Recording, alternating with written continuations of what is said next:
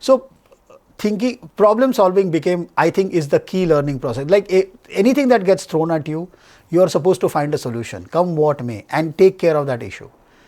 And that learning, that process, that whole responsibility shaped the way I worked for the rest of my life.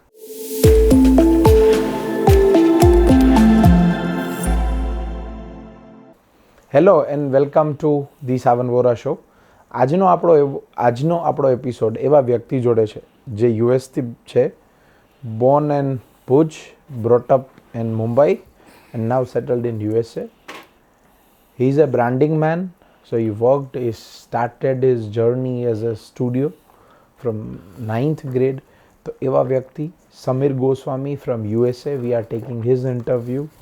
Welcome Mr. Samir to the Savan Vora Show. Thank you very much for having me, and it's going to be a very little of Gujarati, okay? A lot more of Hindi and English. That's okay. મારું પતી જાય જલ્દી. Anyways, હું જલ્દી નહીં પતાવું. નહીં, ગુજરાતી પતી જાય મારું. So, yes, Samir, my first question is it is a bit uncomfortable for me to tell Samir because once you are in the land of Gujarat and again in Saurashtra, we give lot more of respect. So calling for the first name is bit uncomfortable. So maybe at some point of time it will come Samir Bhai and also just Samir Bhai is okay, but Samir uncle is not. Okay, Samir Bhai is fine. So yes, Samir, my first question is how did growing up in Bhuj and Mumbai shape you? So I was actually born in Bhuj. I was 3 months when I went to Bombay, or as we used to call it then, and I grew up there. And it was frankly fun and games. It was hanging around with friends, playing cricket in the gullies of Bombay, on the streets of the city, and walking to school. It was like any normal, as we used to call it, normal childhood. We used to walk everywhere. We used to be independent. Our parents didn't know where we were, and we used to come back home in the evening. So it was all fun and games, hanging around with friends. It was exciting. It made you a lot more independent because we started going to school in a school bus till you were in the 4th grade or 4th standard, and after that we had to take the city bus. So you are all of 10 years old or whatever, whatever you are at that age, and you start taking the city bus and you have to fend for yourself, you have to walk to school. So it was very different from today's time in terms of there was no overprotection, okay, and you have to figure things out yourself. And your parents were not that savvy about your schooling. They just wanted you to go to school and do well, and that was the end of it. You know, there was no helicoptering in terms of, okay, what are you doing, what extracurricular activities and things like that. So it was a very independent, fun, liberating childhood than what I see today, if I were to say that. Okay. So what were you learning in your school times? Because so you were in a rich family that time? No, we were absolutely middle class. My father worked in a mill, and we lived from month to month, and we were a middle class family, and we grew up in a middle class neighborhood. But one of the most important things that I can tell you is that the school that I went to had a mixed crowd, you know. Kids from rich families, kids from middle class families, we all came together. And you ask me, what did I learn in my school? I can reflect today, I can tell you, 54 years later, relationships. All my friends that I have today in this world are all my school friends, kids that I went to school with in kindergarten. Okay. So it didn't matter where you came from, what your social background was, it was irrelevant to us. We didn't know people's last names. We knew their first names. We didn't talk about castes, or we didn't talk about anything. You were just friends. You just hung around with people that you liked and you had fun. That was the long and short of it. Beyond that, nothing else. Some of us were good at studies. Some of us didn't like to study. But it didn't matter. We just played together. We had fun together. We invested time with each other. We hung out with each other after school. Went to the beach, played beach cricket. Those guys we still have a group today together. We travel together today. And I know these guys since I was 3 years old. So it didn't matter what we've done in our lives. Nothing, those things don't matter. What social background you came from or what were your achievements, all those things are irrelevant. We just know each other from that time and we hang around together. And that's what we've carried with us. What drew you marketing and branding? So like I said, I came from a middle class family. So we were not rich and I wanted to earn some money for myself. So I started at the age of 16. I think I was in 9th grade or 9th standard. I started working as a delivery boy for a friend of mine who owned a photography studio. Okay. And my job was to, at those times, used to do artworks. So you needed prints to paste to do artworks, physical artworks. I don't even know whether half the people who are watching this would know what that means, but you needed photographic prints. My job was to deliver prints. So in my summer vacation, I used to be a delivery boy. And the photographer, my friend, he did work for advertising agencies.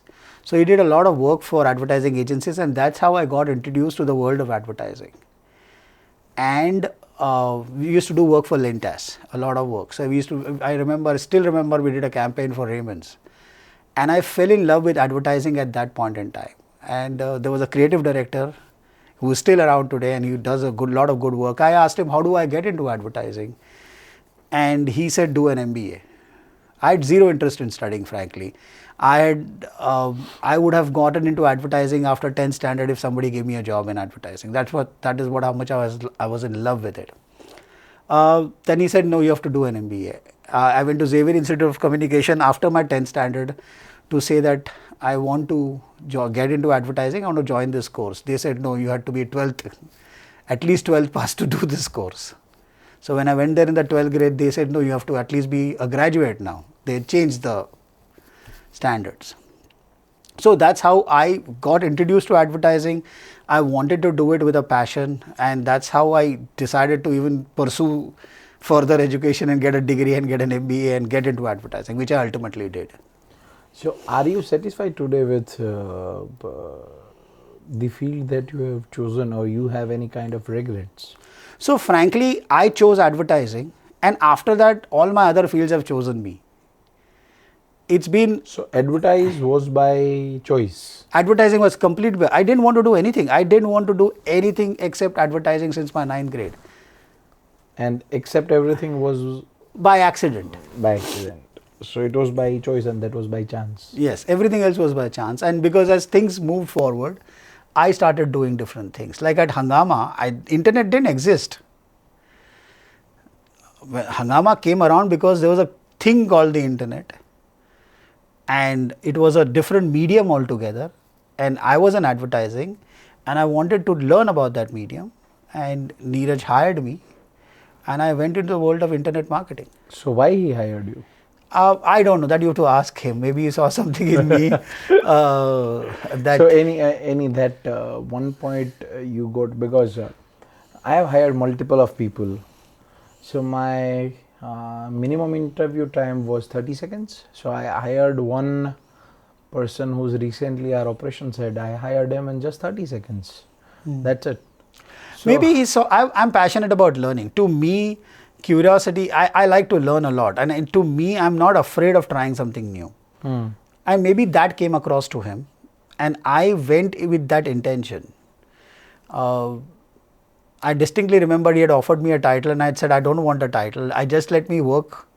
We'll figure it out later on what you want to call me and what we will call myself. But right now I want to learn, because nobody knew about. We were evangelizing the medium. People were not understanding. When we went to Coke and pitched to Coke, we had to tell them what the internet does. What exactly is the internet? How do you exploit it? How do you use it for marketing? We were talking those things like brands like Bacardi, Coke or MTV. We were educating them about the internet. That is the time I'm talking about. So it was very different. It is not like today where it's an established field and people are aware and they choose specific. Nobody knew anything. People didn't know what Hungama was. So I want to ask you one question. Right now it is coming in my mind by listening this. is that was the time when you were introducing to people that this is something, it will come, it will change the course, the everything of the business, the world that works. So what is that one thing that you see may be coming in next 20 years other than AI?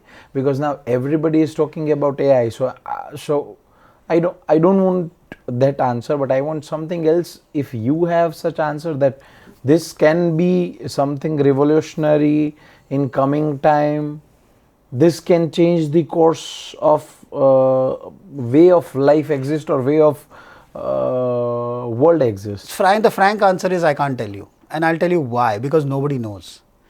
The rate at which we are changing things, okay. Today Elon Musk is launching rockets, he is repurposing rockets, which is the holy grail of rocketeering. He is doing that. If you had told this to somebody 4 years ago, they would have said you're crazy, you can't do that. So really to predict 20 years into the future is just impossible. I don't think anybody can say that this is exactly what's going to happen. We frankly don't know, at least I think so, we don't know what's going to happen in the next 3 to 5 years. Because of the rate at which technology changes. Like you had Chat GPT, that got absurd by something else. Suddenly Nvidia chips are no longer the taste of the market. It's something, so things change so rapidly, predicting so much into the future is just impossible. What you can talk about is that, okay, how can we use the current technology to better enhance, better do things that we are doing currently. We can apply, we can learn, and that's what we did with the internet. Frankly, I see today's time is exactly what was happening in 1998 and 1999, where people didn't know what the internet was, they were experimenting, and that's what we are doing today, and that's the way to learn. And I think it's internet 3.0, whatever you want to call it, okay. But I feel that exactly where we were in 1998 or 99 with the internet, and we were talking to brands as to how to use that, and we were evangelizing the medium. I think AI is like that today. Today I think it's in an nascent stage. You need to give it, you need to know how to use it. It is not super intelligent as we make it out to be, okay. It is able to replace a few things that humans are doing today, not everything. But you really don't know how it's evolving and where it will go. Any memorable lessons from your time at Lintas or Leo Burnett? Memorable memories, I'll tell you. So the rigor, the discipline with we used to work, and the problem solving that we used to do, and the amount of work or things that we had to do, we were not siloed. The kind of job that we did, we had to learn everything. We had to problem solve on the fly. We were pretty much left on our own, and that shaped the way we thought, the structure of our thinking process, that I have used in my later life to just to problem solve on the fly. Today, what I understand of advertising is that it's more siloed. People are doing specific jobs. They are not journalists. We were journalists. So there was nothing that you could say that, oh, I can't do this. If your brand had an issue in whatever area that was being touched by advertising, you had to solve that. That is what your responsibility. You were the CEO of your brand within the agency, and you had to solve it for yourself.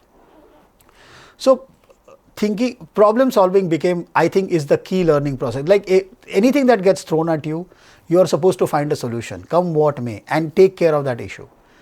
And that learning, that process, that whole responsibility shaped the way I worked for the rest of my life. So Samir, tell me one thing. What was that one thing you became CEO? So frankly, this CEO is a title, right? It's about how you approach the job, and each person who's that title does it very differently.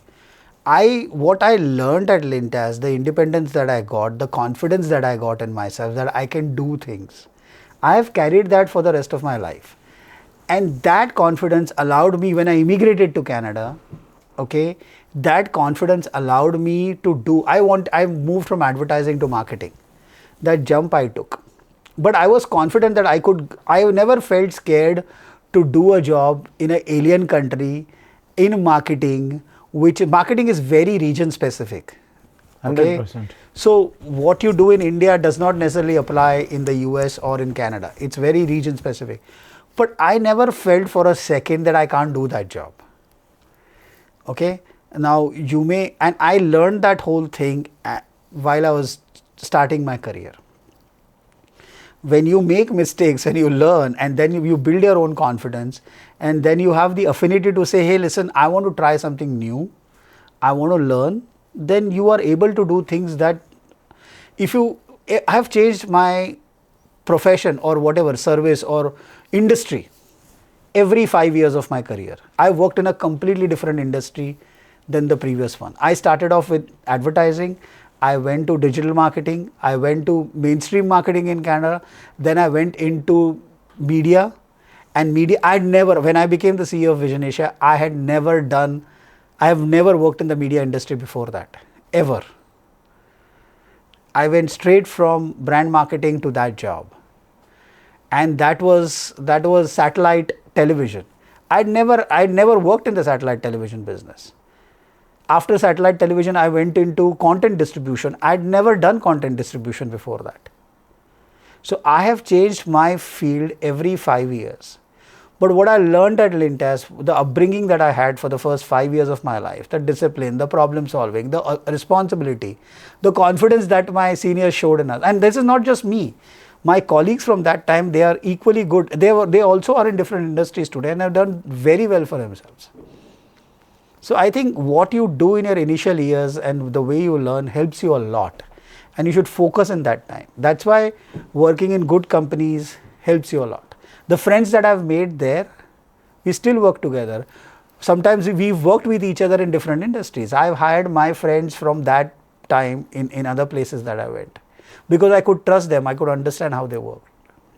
So what was your agenda on hiring? How you hire a people? I judge whether this person is willing to learn something, willing to do it, will they do the job. It's a judgment call. You are never 100% right. But I hire for the fact that what's the attitude that they are showing towards their new job. Whether like at Vision Asia, the people we hired had no experience in the job we were hiring them for. Because you are really hiring people that are coming through the door. Okay? And then you're training them. So what do you train them? So you have to hire for whether this person is willing to learn. And you have to take a judgment call in that 30 minutes or whatever, 15-20 minutes that you spend. And I hire for that. I don't look at a person's degree. Frankly, I don't care what their education is to a very large extent. It is anyway at the end of the resume. So I keep it there. And I have a conversation. I look for how they are able to manage work with people. What is my impression about that? Okay, do they show a positive attitude or not? Or are they willing to learn? Are they willing to work with people? How comfortable they seem to be working with people? Those are the things we look for. Because ultimately, whatever I learned, that you can have the best education in the world. If you are not able to be a part of a team structure and work with people, it doesn't work. Whatever it may be. Any specific, as long as you are a part of a job, you are doing a job, you are part of a team. Whether you like, today we have something called individual contributor. I don't even know what that means, that job. What is an individual contributor? Like, you are ultimately connecting with people, you are bringing them together, you are getting work out of them. So how you manage that process becomes very important. So what was it being an early hire at Hungama? It was fun. We had to roll up our sleeves. Everybody, including the CEO, everybody did their part and we worked hard. We were not, frankly, half the time we were apprehensive. It was new for us. People around us was spending crores of rupees advertising their properties. We went the exact opposite way. We went frugal. Okay, and the strategy was that we went and advertised ourselves where our target audience hung out. So we decided that as a strategy. And I was of that opinion that we should not spend lakhs, crores of rupees putting ads in newspapers, but be where your target audience is. And the CEO had that thought process. I agreed with that thought process. I carried that thought process forward. And it worked wonderfully well. It still exists today. We are huge. We do different things today. I'm no longer a part of that process. But our early thought process helped us a lot. We saved a lot of money. And that frugality actually I have used somewhere else, that you can do a whole lot with less money. And that teaches you how to manage that whole, how to get into the weeds, how to get into the details, how to manage, how to save costs. Those are things that you learned. And I learned that at Hungama. And I used it in my... So one thing I just want to ask you in between, as you are a branding man or branding guy, so what's the difference between branding and marketing? People here judge it is both the same thing. Branding is equal to marketing. Well, marketing is the umbrella. Branding is a part of marketing. Marketing is just not branding. Marketing is more than branding. And I don't know what people understand what the term branding means. Okay, marketing does a whole lot more than just branding. And as I'm understanding with the way the term is thrown around nowadays is, what does branding mean? I mean, when you are a brand, we look at a brand, we are taught to look at a brand as a person, as a human being. Then what are the traits this person would have? Okay, how will that person speak? How will that person look? What will the person wear? That is all that is a part of branding. The clothes you are wearing today, you're wearing that jacket, you're wearing that shirt, you're wearing a watch, you're wearing shoes. Why are you doing that? What is it that you want to project? A brand is exactly, to us, we learned that a brand is a live person. And how will that person behave? And you then create it around like that. So, and that's what branding means. But that is one part of marketing. Marketing goes a whole lot more than branding. Branding is just one part of it. You're looking at the pricing of a product, you're looking at the distribution of a product, you're looking at a lot more other things than just branding. Branding is an integral part of it, it's a key part of it, but they are not synonymous. So what was your biggest challenge as a business head of VIACOM 18? So when I joined VIACOM 18, we were quite nascent. Colors was the latest entrant in the market. It was the last GEC that got launched in the Indian space was Star Plus, and it was a dominant player for 10 years, a number one position. And Colors came in and became the number one channel in India. But that is the Indian market. Outside of India, nobody knew Colors. Okay, I actually launched Colors in Australia. Okay. And at that time, people were telling me, there was another channel called NDTV Imagine, and my subscribers were telling me, why are you launching Colors? You should launch NDTV Imagine. We like that channel better. I said, give it a shot. Okay, see this channel for a month. If you don't like it, we'll change it. We never went back to changing anything. NDTV Imagine didn't exist after 3-4 years, I think, and Colors became the number one channel. So when we went to but Colors was the new entrant in the market. Zee was the most dominant player, and Zee has been around for the longest period in time. And Zee was a very big player internationally. People wanted to watch Kaun Banega Crorepati, but they said we want Zee TV because we want to watch Kaun Banega Crorepati. So they had no idea what Sony was. They only knew that you wanted, but Zee TV became the refrigerator of the media business. Okay.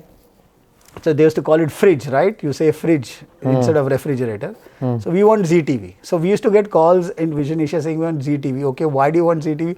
We want to watch KBC. KBC never came on Zee. So Zee was a very dominant player. Now that ethos was also in the US. They were around, they were established, they had a solid team. We were a new player in the market. We didn't even have an office. We were working out of a higher place, I don't know. And then we set up an office there. I had to set up a ad sales team, start from scratch there, and we did fairly well for the kind. And we were not as well distributed as the other channels. Like Zee was very well distributed. So the challenge was to establish Colors as a brand in that marketplace, make people watch it, distribute that channel to the best of our abilities. So yes, Samir, next question is, how did your time at Vision Asia shape your leadership? So frankly, I had not led a team that size before I joined Vision Asia. It was a loss-making company when I joined it. joined. So what was the team size? The teams, we were a total of, I think, 30 people at that time. Between Australia and New Zealand, it was two countries. So we were managing Australia and New Zealand. The people who were working there were working before me. The company was going through some turmoil, so they had that baggage. They were accepting a new person again, and they didn't know who this person was. They had to accept me as their, somebody who's going to come along and try to change things around. So I had to open their minds to that thought. I had to win their confidence first of all, and then try and do things that I thought were right to turn things around. But I think it was a great team because they trusted me. They put that faith in me, and that helped me a lot. Okay, to go through whatever I wanted to go through, and execute my ideas. But they supported me, which I think is wonderful what happened. And then once we started working together and they started seeing the results, then there's a speed of trust. 100%. Okay, and I saw that happen.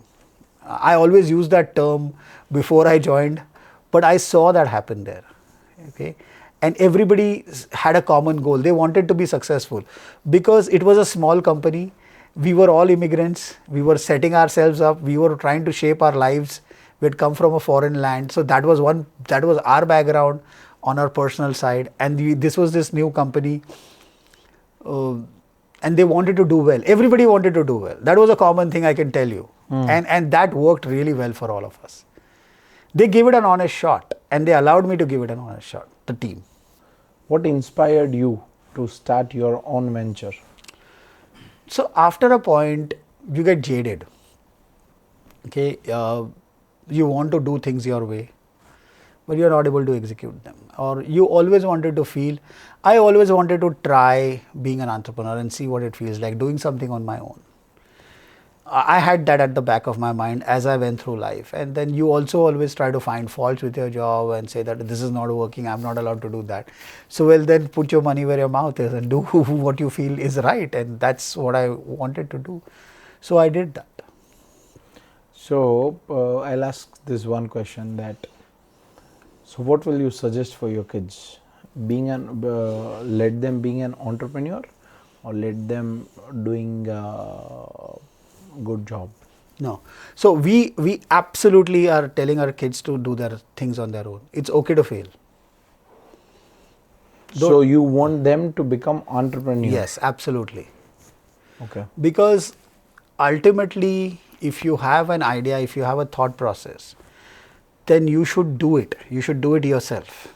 What is your percentage on, if I ask you one question, weightage, just give me the weightage, exposure versus experience? I would say 60-40. 60 I would say exposure, 40% experience. I believe that too. Because if you don't have the exposure, you will not get that kind of thought process. And I 100% believe the game is of thought process. Yeah. It is not the game of money, it is not the game of influence, it is not the game of power. It is the game, only one thing, if you ask me, the game is of thought process. Once your thought process start evolving, the world changes entirely. Your group changes, the people whom you sit with changes, the type of conversation changes, the power of everything, every dynamic changes with only simple word thought process. Yeah. And to me, I have been lucky, and like I said, all my jobs have found me. I haven't looked for those jobs. So you didn't ask for, this is what I believe, that you didn't ask for any seat, but seat was deserving you. I don't know about deserving me or not, but I really am lucky, frankly. I never wanted to go out of India. I never planned for it. We had bought a new house actually. We left that halfway. We were renovating it and we left and immigrated to Canada. If I look back, it's been a fun ride. It's been difficult, frankly. And you also evolve as a person. You are also, very restricted. You evolve only with the difficulties. Yes. So there was a study done that there was a pigeon, two pigeons. Once the pigeon come out of an egg, they bleed like anything. Their feathers get bleeding and everything. So the study was done. There were two pigeons. One came out of all this tough time, and another was when the time came, they broke the egg. It came very safely outside. But as and when the time has gone, the pigeon, the first who came with very tough time, was very easy to fly. The one with the easy time, the doctor took out and everything, couldn't fly forever. So this is the game. Only tough time build a strong man. That's it. And I always tell my new hires, I've told them, it's okay to make mistakes. 100%. Don't make the same mistake twice. The same thing I tell to my team, that make mistakes, but it should be a newer one daily. I am okay. But don't, if you make the same mistake twice and the third time is unacceptable. 100%, 100%. But learn. I mean, it's okay. Somebody gave you, frankly, at Lintas, they allowed us to do that. And we were lucky. You only understand that in retrospect. At that time, you feel helpless. You feel very scared. But later on, when you solve those problems, you realize, hey, listen, this can happen. So, what's your number one business strategy tip? Keep an open mind. Because you don't know everything. Do you believe this? Yes. I have met multiple of people. I ask them, and I do believe this. If I know everything, then I must be sitting next to Mr. Donald Trump, where Elon Musk is sitting. If I am sitting here, that means I does not know everything. I know where I am good at in my field, but I am not good at marketing. I'm good at sales. I'm good at making sales in real estate. I'm not good at marketing, so I've hired a girl who's super good in branding and marketing and placing where things should be. Then I have to give her that authority. Yeah. If I hire her and tell her, you are supposed to do this, you are supposed to do this, then he or she may be a $20,000 of a to-do list team member. Correct. So what trend do you see shaping the future of branding and marketing? It's getting more and more complicated and fragmented as I see it. I also don't see an overarching strategy for brands. I mean, the bigger ones always have fun. They have put in the money and the effort. But I'm talking about, people who are starting out new. What is their vision? To me, as a leader, your job is to have a vision, right or wrong. But you should be having a vision. If you don't have that, I don't think things fall into place. There should be clarity, and you should make sure that people follow your vision with clarity. Okay, you should be able to impart that. If you are not able to impart that, then it's a failure again. But you should have a vision. You should have a scale in your mind. Okay, I might have a limitation as to what is Elon Musk. You mentioned him, right? His scale. What is the difference between him and the rest of us? Is that he can think at that scale. He has that vision, that he can imagine that and he makes it happen. But at least he can only make things happen that he can imagine. 100%. Your imagination limits you. And it has done with it. I've been a victim of that too. All of us are in our own ways. I think you're only successful as much as you can imagine. If you can think about it and you follow that passionately and you want to do it, you're interested in it, then you will do it. So I'll tell one small thing in this, that sometimes we make mistakes with our children. We make mistakes with ourselves, that's okay. You make mistake for yourself, that's 100% okay, done. You will regret, you will not regret, up to you. But we make such blunders with our children as well by saying them, beta, ye tere se nahi ho sakta. You cannot become Elon Musk. It's not our cup of tea. if Elon Musk's father have told him that you can't be Elon Musk, I am just telling that one guy filling petrol pump at petrol station, from there becoming to India's #1 legacy family. See, it's getting goosebumps. So it's a thought process that I will become this. और दुनिया में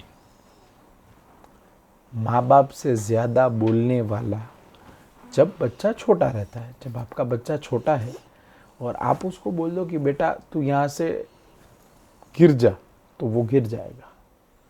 तो उस time पे vision इनबाइब करना कि बेटा you can achieve whatever you want to achieve in this world. That is the main thing. That is what I have learned from somewhere else. I am doing it with my children. I have given them that pictures of the world's finest colleges. I am telling that beta you can study here. See, not showing them this is what the best in the world. How can they vision? मतलब imagine ही नहीं करवाओगे आप कि बेटा दुनिया में ये सब चीज़ें एग्जिस्ट करती है, तो उसको वो थॉट प्रोसेस ही नहीं आएगा. अगर एक बार उसको वो सब चीज़ें आपने दिखा दी, तो they will start journey like something very different. अगर आपने बोलना शुरू किया कि ये नहीं हो सकता, ये नहीं हो सकता, ये नहीं हो सकता, it will never happen. So to me, I agree with you, and to me, over and above exposing them to different things, to me, if they come to me in the simplest, and kids know normally, I've raising two, and you realize this later on, they come and tell you something very casually. You look at it casually, but they are very serious when they are asking you. That tone may not be the seriousness that they are coming to you with. I think being open and just listening to them at that point, at every point in time, and giving it that 2 seconds of thought more than you do. Sometimes we just say no for the heck of it. Even you don't know why you told no. No. You don't know why you've said no, right? You just say, na, I nahi thai. Nahi karwano. Same, I want to go out for a party. And so I'll tell you in between, I've read one book, Pock the Box. I haven't read it, no. That's only about this thing. When we were small, we used to do that. Why don't you poke at this point of time? Why don't you check it? Why Poke the box, yeah. So that's what I tried out, right? Yeah. I keep hearing a lot of parents around me saying that, no, you shouldn't do this. Avu nahi karwano, avu nahi thai. Reason हमने पढ़ना खबर नहीं. And I know those parents, they have done exactly the same thing that they are saying no to now. And I look at them saying, what are you doing? And why are you doing? I mean, I don't want my kids to do drugs. I don't want them to even experiment with them. And I'll say that they are bad. 100%. That are the things that you can't say yes to. Like there's a limit to it. But I'm talking about generally saying that if they come back and they're dejected about something, or they don't get good grades at some exam, you don't have to beat them down over it. So you was a 99% student? I was a 67% student. Same as I. My company has a team of 50 people at this point of time today. So I got in board exams in 10th, I've got just 54%. And in 12th boards, I've got 57%. Does that mean that percentage अच्छा नहीं आया, इसीलिए मैं entrepreneur बना? मेरे को अगर 90% आया होता, तो मैं HDFC या कोई बड़ी सी बैंक में जॉब कर रहा होता. This is harsh fact reality. Percentage नहीं आया इसलिए तो पता चला कि साला अभी तो साला 10-15 हजार में भी कोई जॉब देगा नहीं. करेक्ट. तो अपने जो ड्रीम्स है उसको पाने के लिए बिजनेस ही करना पड़ेगा. और मैं बोलता हूँ कि अभी मेरा लड़का है बड़ा, वो हमेशा पूछता है कि बॉस मैं स्कूल क्यों जा रहा हूँ, मैं क्या ये मेरे जो सिखा रहे हैं ये क्या, इसका क्या वैल्यू है मेरे लिए, मेरे लाइफ में. एंड फ्रैंकली मेरे पास जवाब नहीं है उस चीज़ का. क्योंकि मैं उसको पिन पॉइंट करके नहीं बता सकता कि ये चीज़ तो जो पढ़ रहा है इससे तेरा आगे जाके कुछ फ़ायदा होगा, या ये जो मार्क्स तू ला रहा है या डिग्री जो ले रहा है इससे तेरी ज़िंदगी बदल जाएगी। मेरे पास ये गारंटी नहीं है, मैं सिर्फ उसको बोल रहा हूँ पढ़, ओके। क्योंकि हाँ, पढ़ने से क्या होता है कि आप कुछ नया सीखते हो, एक स्ट्रक्चर आता है थॉट प्रोसेस में, वो अगर आप इंटरेस्ट से पढ़ो तो आपको फिर how to study also is an art. 100%. तो वो सब चीज़ें हाँ, लेकिन my elder kid bright guy and he is always questioned why am I doing this, he was not interested in study and he is doing exactly what he wants to do today from skateboarding. So Samir bhai, I'll tell you one thing in between. अगर drugs का भी ना बोल रहे हो ना बच्चे को, आप जानते हो ड्रग्स बुरे हैं, ड्रग्स का भी अगर ना बोल रहे हो तो लॉजिक के साथ बोलना पड़ता है। हाँ, रीज़न बिंग, अगर लॉजिक नहीं दोगे, रीजनिंग नहीं दोगे तो बच्चा करने ही वाला है। एब्सोल्युटली। आप भूल जाओ कि आपने ना बोल दिया तो वो नहीं करेगा। ये पेरेंटल जो रिस्पेक्ट जो हम लोग को बोला गया कि पेरेंट है तो रिस्पेक्ट करना चाहिए, ये हमारे बच्चे नहीं करते। ये आपको रिस्पेक्ट करते हैं पेरेंट की तरह, लेकिन ये लाइफ डिसीजंस में आपको इन्वॉल्व नहीं करेंगे। And you have to understand that, you have to speak to them on a one-on-one basis. अभी the main thing that I am seeing around me right now is शादी करो, okay? बच्चों की शादी के पीछे लगे। Now our kids are of that age, right? I can't convince my kids to get married. I don't have a logical reason for them to get married. I can't tell them that their life is going to be better because they get married. The parents who are pushing their kids to get married, their lives are not better because they got married. So, and kids are saying, and my kids are saying they don't want to have kids. Some kids are saying, listen, I have clarity. I work in a particular field where my mind needs to be on full time on my job. I can't have it divert with anything else. Okay, and my career is more important to me than having a life partner. And parents are failing to understand that. I have a sister-in-law who don't want kids because they want a career. And they have done excellent for themselves. And there's nothing wrong in that. And there are people around us like that. And you have to allow that thought process, that individual structure to everybody. You want it for yourself. If somebody tells you, do this, and you don't agree with it, you're not going to do it. You have to give that same respect and that same space. If your child asks you why, and if you don't answer, if you are working and your boss asks you why, doesn't you answer them? No, but it also I have found out that if I tell my child, I don't know, why am I saying no, but instinctively I feel it feels wrong for this reason, I am not 100% sure, but I don't think you should do it, they respect that. 100%. They do not expect you to give them a logical answer every time, but they expect you to be honest. 100%. And I think as parents we are not honest most of the time. My daughter asks me कि पप्पा આ ગાડી છે આ lane પર કેમ ચાલે છે, બધી ગાડી આ લેન પર જ ચાલે છે અને પેલી ગાડી ઓલા લેન પર ચાલે, તો પેલી ગાડી કેમ આ લેન પર ના ચાલી શકે? This was her question to me. She is in pre-K. So I answered the question. मैं गाड़ी साइड में ऊभी राखी. I parked my car inside and I answered the question. So I got this learning from we have here SNK school, and the founder, the principal of SNK school is Mr. Kiran Patel. So in one of his lecture I listened this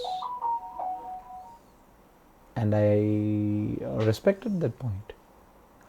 Why not to answer? નકર generally એવું થાય કે ભાઈ એમ જ હોય, તું બેસ જા. Then she will never ask me the questions again. And I have seen various kinds of people. I don't think everybody, and I am also not a great parent. I mean, everybody, there's no such thing as the right parenting. I believe there is nothing right or wrong. Wrong. You just do your best. You try to be 100%. open. You make your mistakes. Hopefully they don't make the same ones you do. And you just move forward. But I think being straightforward and truthful and being open and allow them to speak with you, okay, is really important. And I've seen that work. I've seen that work with my kids. They come and talk, they express themselves, and they say, listen, I'm not able to do this, but I'll figure it out. But they tell you that they're comfortable saying that to you. And I think that's an achievement. 100%. So, this is an amazing question. Why did you take, being an VP, being a brand manager and all, why did you take a store manager role? Very small role at McDonald's. I always wanted to work there. When I was in India, I should tell my wife I want to work there one day, and she like thought I was crazy. And I actually did it. And she really even to date, she thinks I'm crazy for doing that. She allowed me, she humored me for 2 months, and then she said, okay, enough, you had your fun. Now go back to doing a proper job or whatever. I think it's a proper job.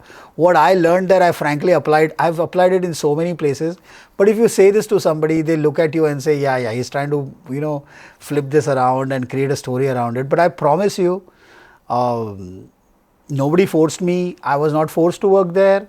I went there the second day I landed in Canada, and I took that job up. Absolutely. Second day. It was not circumstance by any stretch of imagination. 100%. I know, but... No, some of my friends did. They thought that I had to do it because I couldn't do anything else. I promise you, there was that thought process. And I've never tried to change that judgment. Okay? Okay. It's okay. You whatever you say is not going to be believed. So, you just go with what you think is right and you just do it. I loved my time there. It is not an easy job. You try managing a line of 30 cars and be under 2 minutes to serve. Try doing it.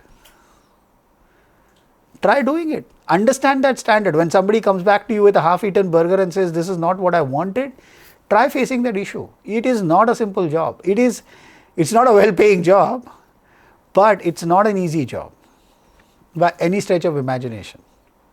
You disrespect that job at your own peril.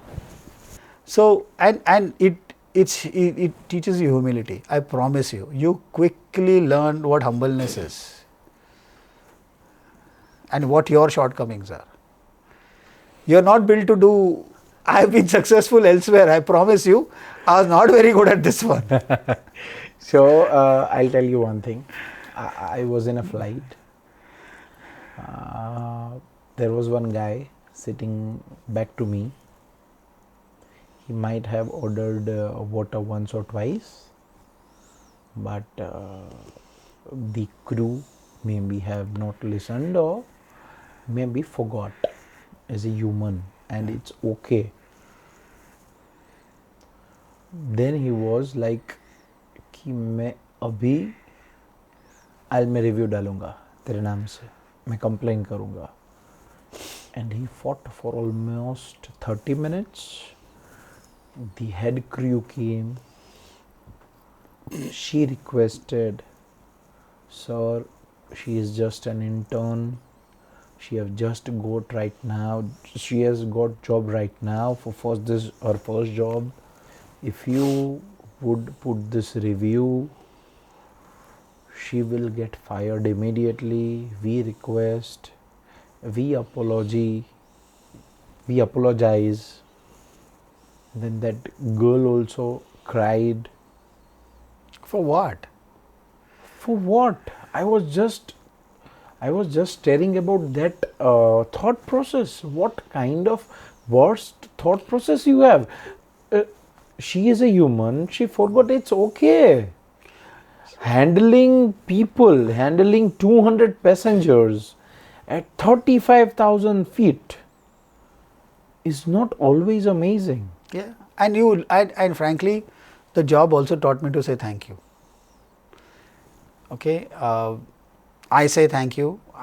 It was not something I actually say that to anybody and everybody who gives me anything, and I mean it, because you have been in the other side and you realize that how you want to be treated and how are you treated. It's a great learning experience. I don't regret a second of it. I have used that experience to my advantage in a lot of other places. At my CEO job or whatever you want to call that. So this is basically a common connect. Yeah. So I was just thinking to do a job at some big type developer out of India. So my friends, my family, कि भाई केम job करवी છે? I want to learn something different. મેં મારી લાઈફમાં ક્યારેય job નથી કરી, તો એક્સપિરિયન્સ જોવો છે. I want to just see that experience, what that experience look alike. No, go to a place and be anonymous. Nobody should know you. Go to a place like that and take up a job that you think is below your standard. Try doing it and see what that teaches you. Everybody has a standard in there. I will not do this. This is below my dignity, or whatever it is. Try doing that job once. Give it that space and see what you learn out of it. It's incredible. I had the opportunity, and I've always been on the other side of it, but I don't regret it. It's been a great experience.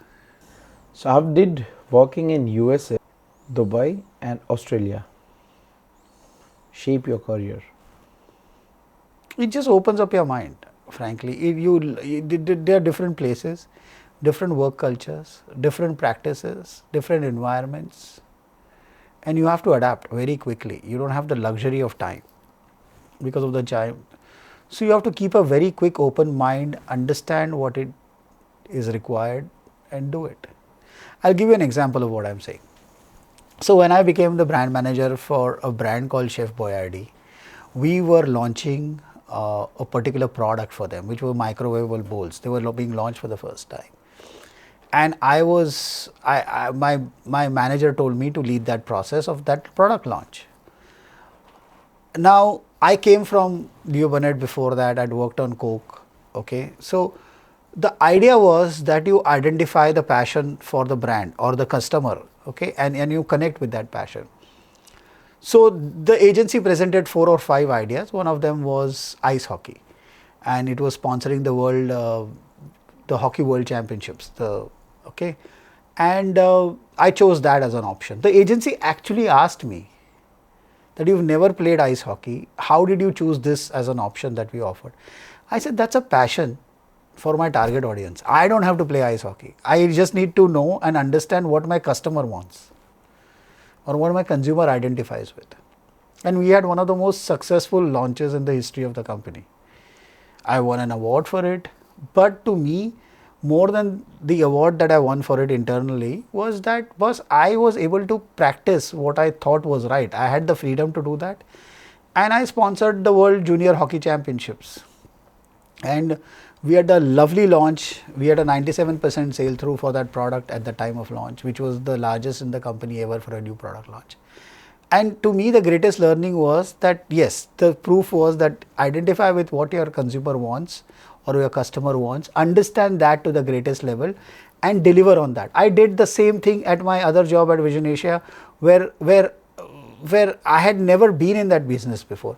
So you had to understand what channels people want, what do they want to watch, what is the content they watch, and you just give it to them at a price or whatever.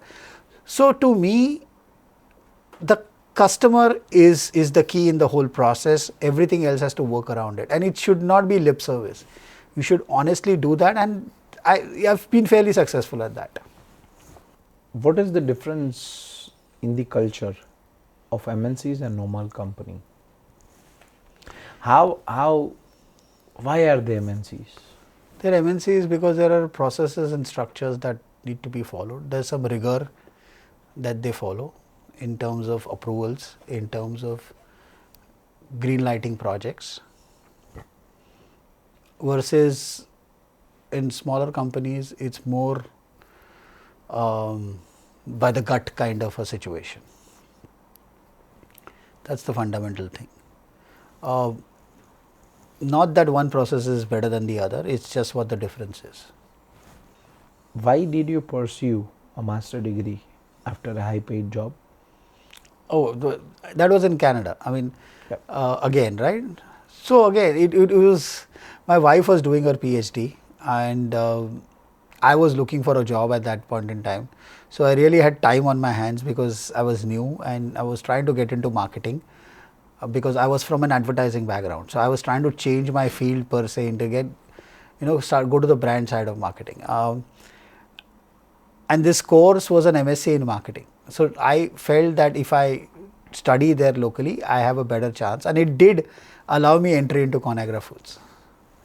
So to me, it was about wanting to be getting into a field I wanted to get into, and what are the ways I can do that. So I went and said, okay, if I study here locally, at least I'll get some credibility, that I have some understanding. And I started at a very low level there. They gave me an opportunity, and I was able to do that because I did my MSc in marketing. And then I grew from there. They very quickly understood that this guy has more experience. He's just come through the door, but we should give him more. And they gave it to me very quickly. But it at least opened up a door for me. So that is why I did it. And frankly, the subject that I did it in was pricing. I was interested in that. So it allowed, and my professor there, the person I met who ultimately became my guide, was interested in that area. What's your best piece of advice for career growth? I said that earlier. Keep an open mind, frankly. Rest, you have to, it's very situational. Okay. But you have to be aware, be humble, keep an open mind, look at things objectively. But most importantly, learn. I mean, think as to why it is happening, what can I do better. Don't be rigid about stuff. Tell us about your kitchen management app. No. So the idea came during COVID when I started my own business. I also started cooking at home, and I found that, I mean, I'm a structured person, so I found that there was a less of structure. I didn't know what things were in the house, where were they, what to cook. Main question. We sit here, but the ladies at home who are taking care of our care, or the guys who are taking care of the houses, the fundamental question, or as families, the fundamental question we always want to answer is, આજે ખાવામાં શું છે, શું કરશું? Every day that question is asked, આજે ખાવામાં શું જોઈએ છે, કે આજે ખાવામાં શું કરવું છે, કે ક્યારે આપણે બહાર જાશું, કે ઘરે બનાવશું. That question is asked every single day. We are trying to answer that question. Okay. Now, the component of that is recipes, the component of that is what is available in the house, the component of that is what is not available in the house. Okay, and then what can I cook out of what is available? So there's a kind of a, I don't want to say AI, but there's a smart way of, telling you as to, okay, you have these ingredients, here is a recipe you can make out of these ingredients. Okay, and if you have some recipes that you like, you can store them. If there's a pantry section in that. It's in India also actively? Yeah, it's active in India. It's a free app. It's on Android and iOS, and it basically. So if you have a recipe that you've downloaded from the internet, and there's a pantry section, and if you've kept that section, pantry updated, it will tell you whether you have the ingredients to cook that recipe or not. Okay. And if you don't have the ingredients, you can put it in the grocery list and do the groceries. We are intending to connect it to a grocery store app, so it will automatically also, you can buy it off that app itself. So it's a complete kitchen management app. Okay, good. I'll definitely tell to my wife and my mother. You should tell them and give us some feedback about 100%. How did you develop an interest in wildlife photography? That's because of my friend. So I've always been a photographer. Like I said, I started working in a studio when I was in 9th grade. I always did photography. I liked, landscape photography or cityscapes. I liked that kind of photography. A friend of mine, a dear friend of mine from school, took up photography recently, and he started into wildlife photography. And he kind of told me on one of the trips that, why don't you come with me to Ranthambore? I saw a tiger for the first time, and I took pictures. And then we went to South Africa actually, and we took some pictures there, and I got engaged in that. And that's how it happened. I always have had a camera, I've always had, but I never shot wildlife. I had no interest in it. But this guy, once you start taking those pictures and you get some results, and it's a very different style of photography to what I was doing earlier. So now we are in the last phase of our interview, that is a rapid fire or one line, one word answer. The first question is a book that changed you. A book that changed me.